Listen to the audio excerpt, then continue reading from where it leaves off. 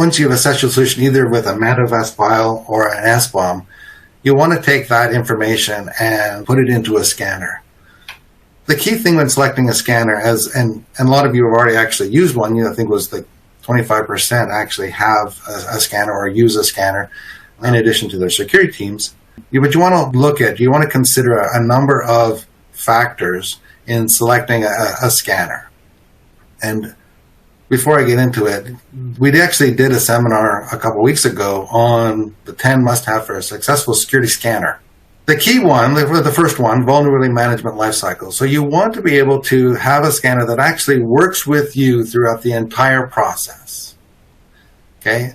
Secondly, the scanner has to be accurate. This is on two levels. It has to accurately bring in the information from the web on what CVEs are out there. And two, it has to accurately compare the CVE data with your package information, with your SBOM. You have to be able to process that SBOM accurately and be able to provide all the information that is available in your distribution or in your solution set or your software set. Third, the scanner needs to stay current. And again, this is actually twofold. It's current in that it's actually updating the CVE information on a daily basis often enough, because CVEs come in quite quickly, but also has to be able to give you the path to have your scans be current. So as you're making changes to your source code, as you're updating the life cycle of each of the packages and the CVEs, it has to be able to do a scan on an ongoing basis to determine what your current status is. Automated vulnerability identification. This again kind of is in that currency phase. You want to actually have it automated. You want to have it automated, be able to schedule those scans. Triage efficiency.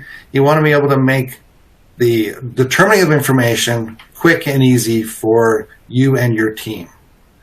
Automated license and IP identification. One of the key aspects of having an SBOM is that it actually has that license information. So you should be able to determine what licenses you have in your system and whether or not those licenses meet the policies that you've defined for your solution.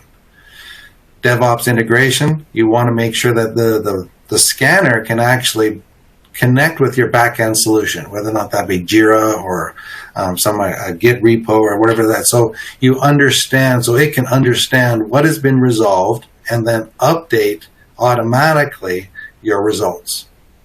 Dashboards and health monitors reporting, those are really both similar in that you want to be able to have a very simple dashboard that tells you what the health of your system is, and in so doing, reporting to you what your biggest concerns are, reporting to you the areas where you need to look at.